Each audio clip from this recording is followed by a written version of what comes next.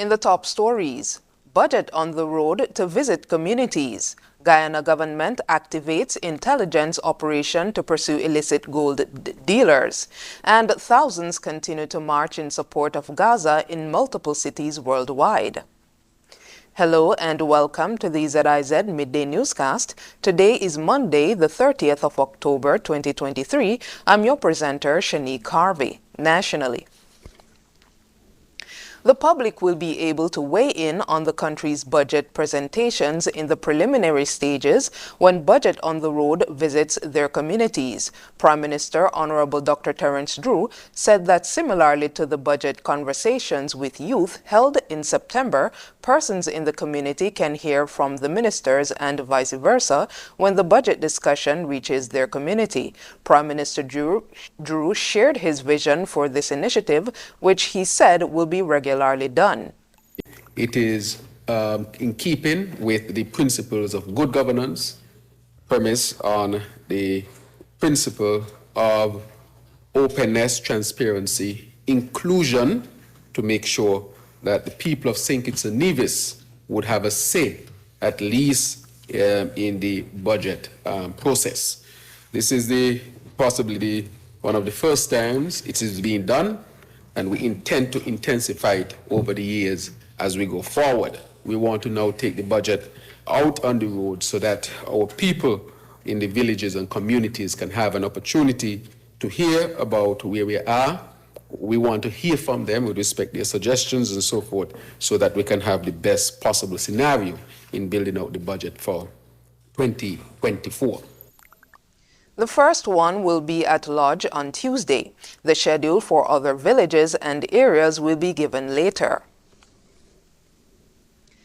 More than 100 delegates from across the region and North America are in Nevis as the Ministry of Tourism in the Nevis Island Administration, or NIA, and the Nevis Tourism Authority, or NTA, host the Caribbean Tourism Organization, or CTO's 10th Tourism Human Resources Conference from October 30th to November 1st, 2023.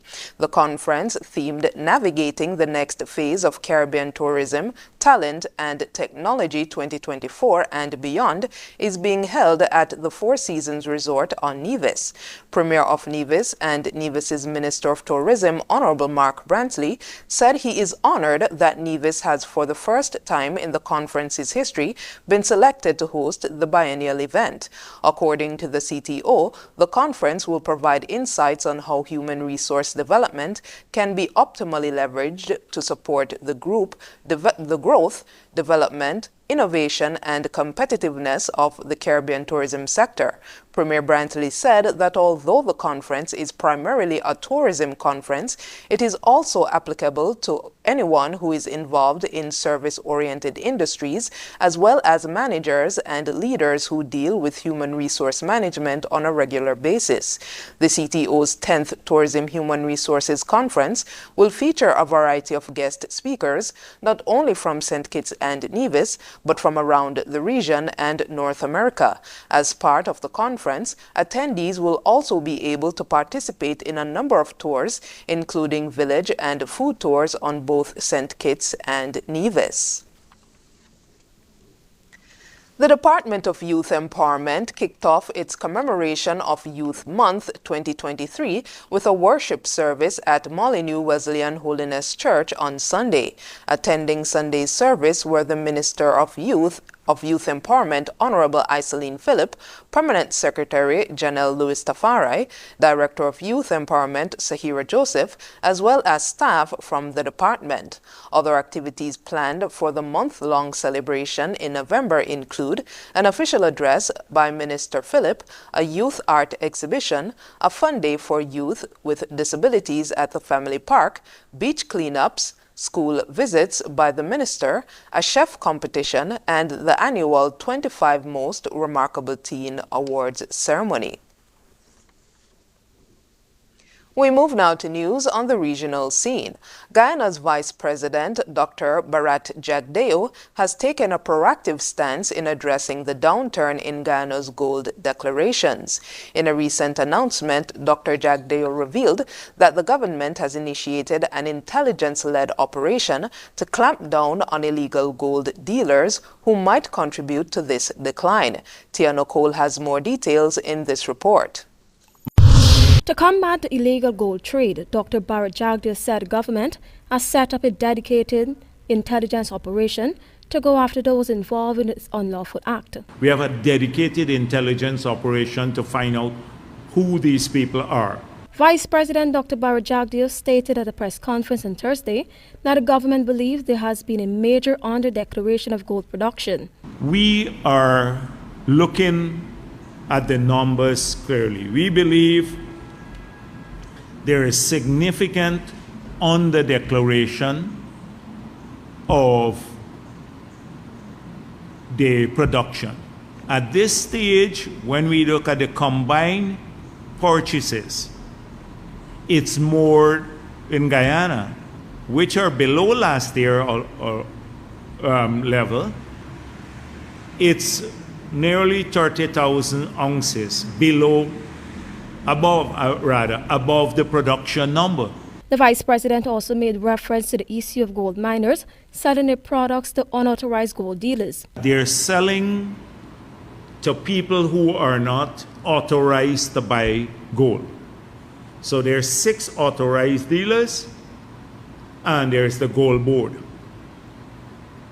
Now, if you sell your gold to anyone else, it means you're committing an illegal act. Many stakeholders, including the Gold and Diamond Mining Association, have welcomed the government's move to launch a probe into the under-declaration of gold. Tiano reporting for the HGP Nightly News.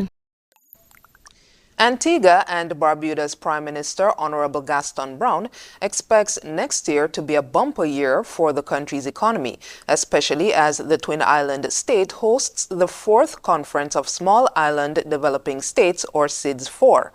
However, the head of government expects it will take until 2025 for the economic fundamentals to return to pre-COVID normality. ABS's Theresa Goodwin reports. Prime Minister Gaston Brown, who is also in charge of the finance portfolio, emphasized that despite the administration's success in growing the economy over the past 3 years, challenges remain due to the setbacks experienced during the height of the COVID pandemic. There's been a spectacular recovery. We've been doing an average about 8% per annum per year since 21. So barring 20 when we lost 18%, we have done very well. But when you look at it in terms of the net effect of the 24% to 25% by which we grew the economy during the last 3 years and the 18% that we lost, we're still struggling.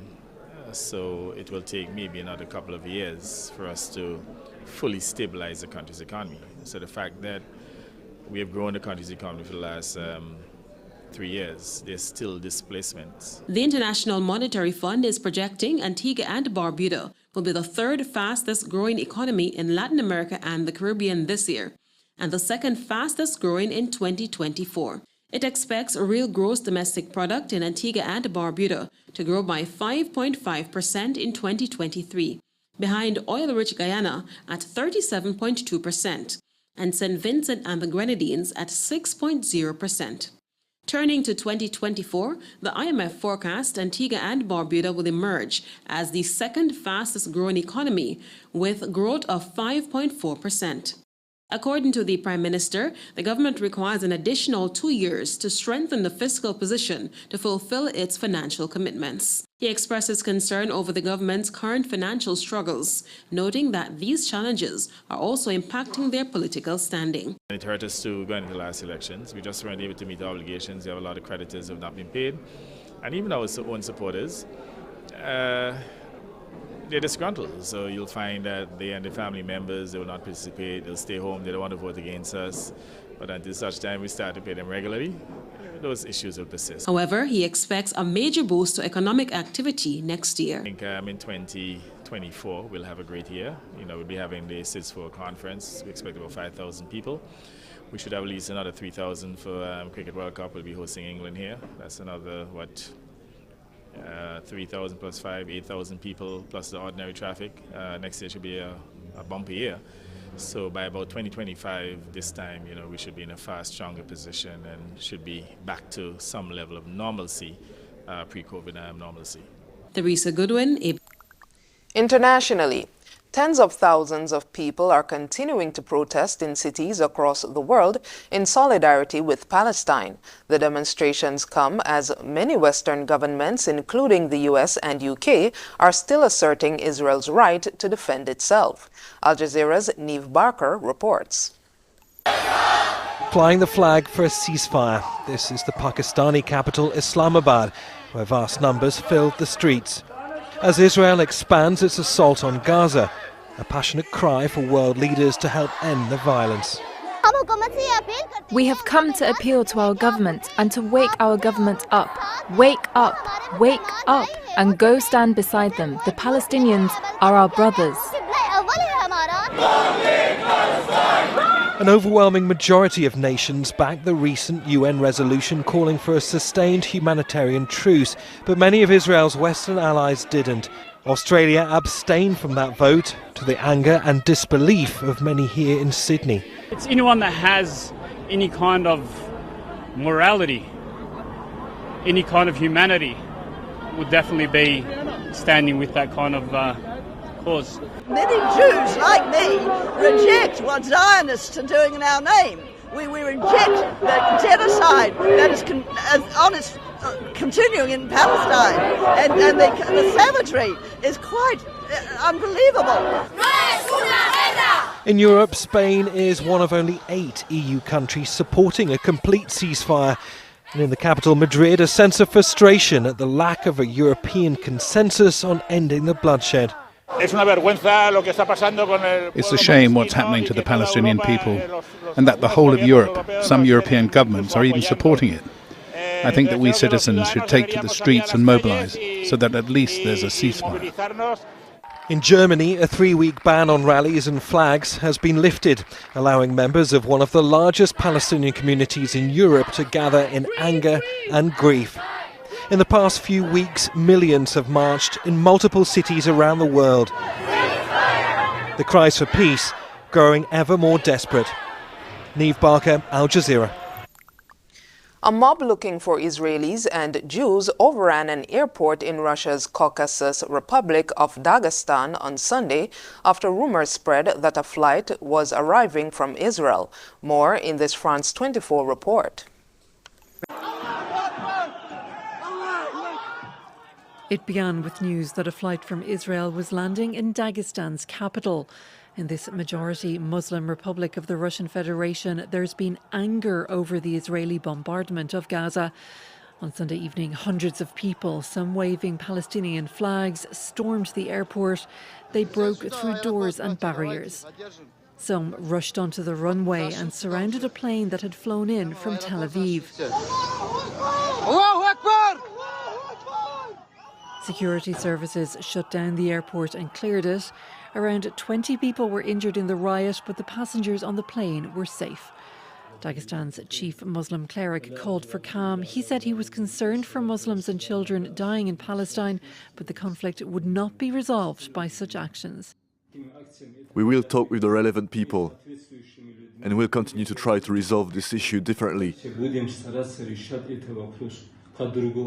Not with emotions, not with rallies, but in an appropriate way. The Dagestani government held an emergency meeting after the riot. It says it's strengthening security across the region and the airport will remain closed for another week. I don't understand the young people that went out to the airport. If they have any opinion or insight on issues, well, there are official ways of organizing protests. There are laws for this. The office of the Israeli Prime Minister has demanded action from Russia, saying in a statement that Israel expects the Russian authorities to protect all Israeli citizens and all Jews and to act decisively against the rioters and against incitement to violence against Jews and Israelis. Russia's Federal Investigations Agency has ordered a criminal investigation. The weather is next after this short break. When hurricane season strikes,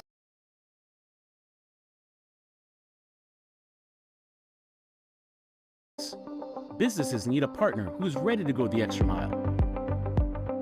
One who understands the challenges and has experience to mitigate the risks. Trust C&W Business, your safety net in the eye of the storm. Our comprehensive disaster recovery strategies empower businesses to protect critical assets, keep communication channels open, and help operations recover quickly, ensuring the safety and continuity of your business. With C&W Business, a safe business is an open business.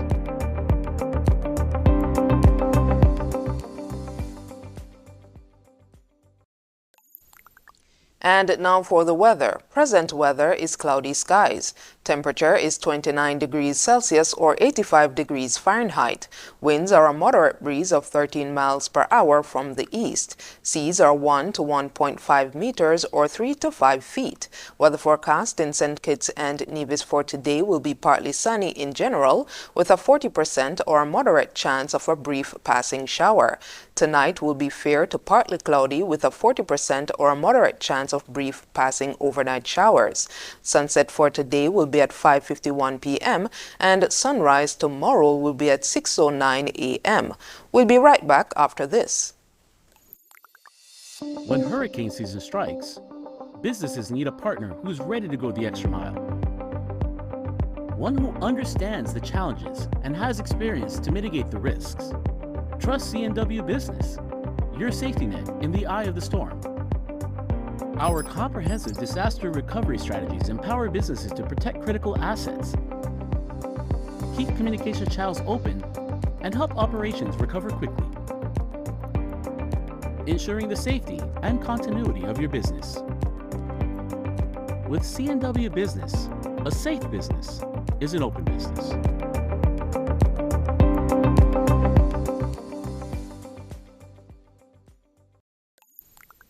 And that brings us to the end of the ZIZ Midday Newscast. Join us this evening for these stories and more in detail. Thank you for tuning in. I'm your presenter, Shanique Harvey.